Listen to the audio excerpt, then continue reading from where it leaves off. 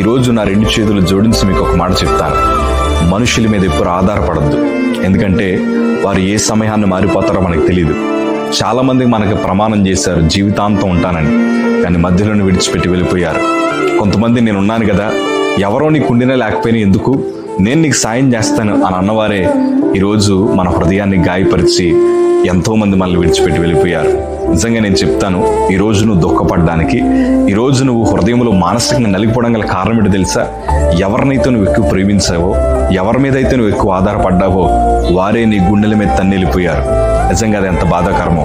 అందుకే భక్తులు అనుభవంతో రాస్తున్నారు, మనుషులను నమ్ముకున్నట్టు కంటే, అధికారులు ఆశ్రయించడం కంటే యెహోవాను ఆశ్రయించడం మేలని అన్నారు. ఎందుకంటే మనుషులు మారిపోయినా, అధికారులు మారిపోయినా మన ప్రభు ఎన్నటికీ మారని దేవుడు. ఆయన మనకి సహాయం చేసే దేవుడు. Download ShareChat.